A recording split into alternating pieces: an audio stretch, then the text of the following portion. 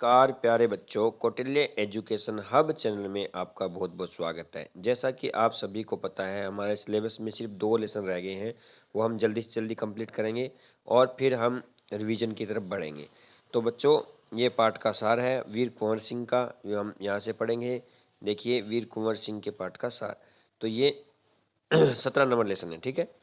ये निबंध प्रस्तुत निबंध है वीर कुंवर सिंह और स्वतंत्रता संग्राम में उसके योगदान का वर्णन किया गया है, जिसकी वीरता का उल्लेख कवित्री सुभद्रा कुमारी चौहान ने कविता में किया। तो इसकी जो कवित्री है वो कौन है? सुभद्रा कुमारी कुमारी चौहान, ठीक है। तो यहाँ से हम लेसन को पढ़ेंगे। उसके बाद में हमारे देश भारत 1857 के आसपास, सन 1857 के आसपास के समय को भारत के इतिहास में सदैव याद किया जाता है। यह वही समय था जब स्वतंत्रता सेनानियों ने अंग्रेजों के खिलाफ हथियार उठा लिया था और अंग्रेजी शासन की जड़ें हिलने लगी थी।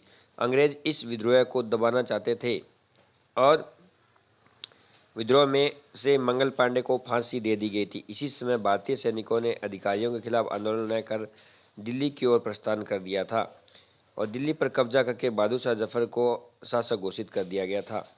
विद्रोह की यह खबर अत्यंत तेजी से दूर दूर तक फैली। दिल्ली के अलावा कानपुर, लखनऊ, बरेली, बुंदेलखंड और आरा में भी भीषण युद्ध हुआ। विद्रोह के मुख्य नेता नाना साहब तात्या टोपे, बख्त खान, रानी लक्ष्मीबाई, कुंवर सिंह, बहादुर खान व राव तुलाराम आदि प्रमुख थे। आज़ादी प्राप्ति की दिशा में बढ़ाया गया यह कदम था जिस पर राष्ट्रीय एकता और आंदोलन का सूत्रपात हुआ था। वीर कुंवर सिंह का जन्म और शिक्षा कहाँ पे हुई वो पढ़ते हैं। वीर कुंवर सिंह का जन्म बिहार में हुआ था। कहाँ पे हुआ था? बिहार में। राज्य में शाहाबाद जनपद में जगदीशपुर में सन 1782 ईस्वी में हुआ था। क्या हुआ था? 1700, एक तो बिहार में हुआ, दूसरा जगदीशपुर में बिहार में, और 1782 ईस्वी में जन्म हुआ। उनके पिता साहब जादा सिंह जगदीशपुर रियासत के जमींदार थे। उनकी माता का नाम पंचरतन कंवर था। उनकी माता का नाम क्या था? उनकी माता का नाम था पंचरतन कुंवर था। पारिवारिक उलझनों के कारण उनकी ठीक से देखभाल नहीं हो सकी। उनके पिता के स्वाभिमानी और उदार स्वभाव का प्रभाव कुंवर सिंह के व्यक्तित्व पर भी पड़ा था। तो आगे देखेंगे हम।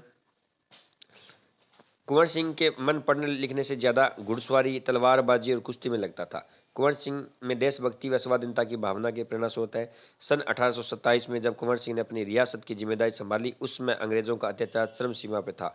लोगों में असंतोष, कृषि, उद्योग, व्यापार का बुरा हाल था।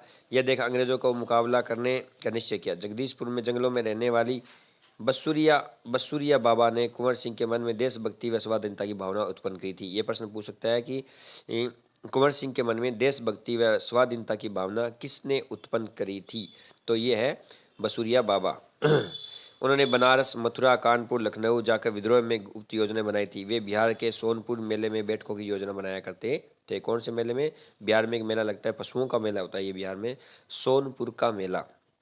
दानापुर और आरा में अंग्रेजों से लड़ाई। 1857 ईस्वी में दानापुर की सैनिक टुकड़ी ने विद्रोह कर दिया था और कुंवर सिंह का जय घोष करते हुए आरा में जेल की सलाखों तोड़कर कैदियों को आजाद कर दिया था। कुंवर सिंह ने आरा पर विजय प्राप्त की। इसका प्रभाव सारे बिहार में फैल गया था।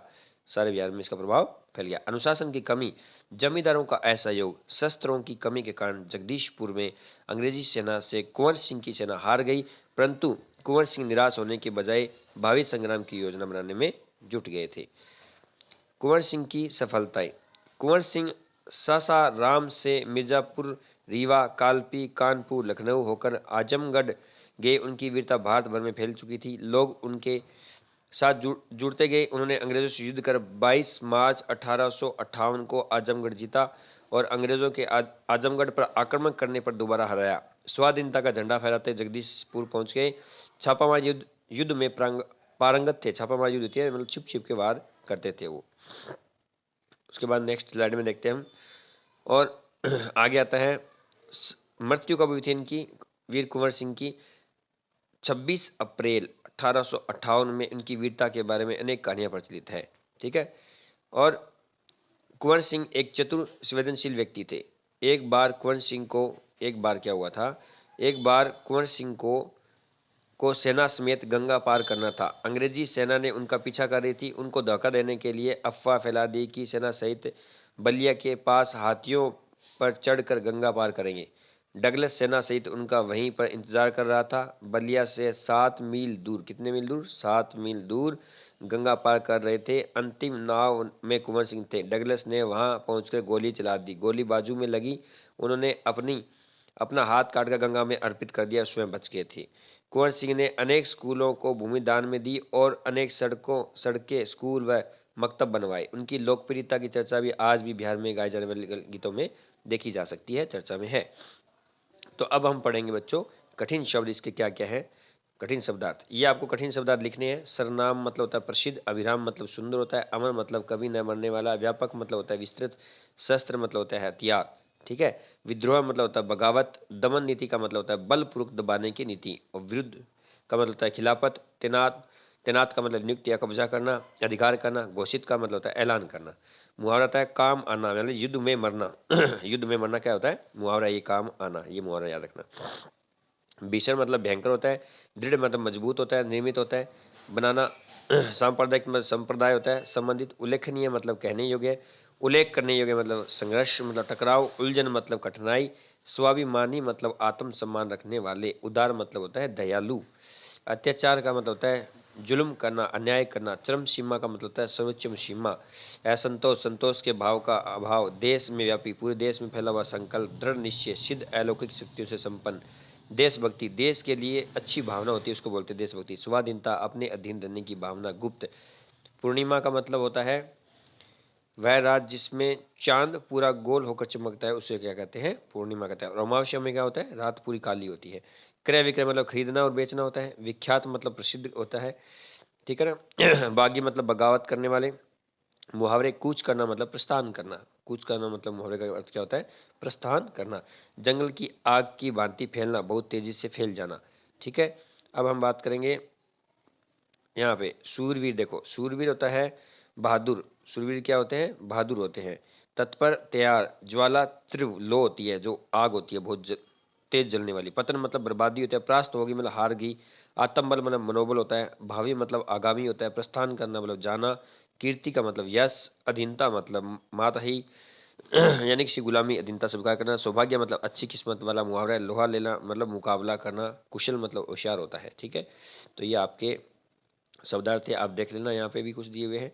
अब हम बात करेंगे हमारे जो अर्थ, ये हमारा अर्थ था, ठीक है। ये कुछ प्रश्न थे, ये आपको नहीं करने हैं। प्रश्न आपको कहाँ से करने हैं बच्चों? यहाँ से करना है, ठीक है ना, यहाँ से। ये आपको पहला प्रश्न यहाँ से लिखना है, ठीक है।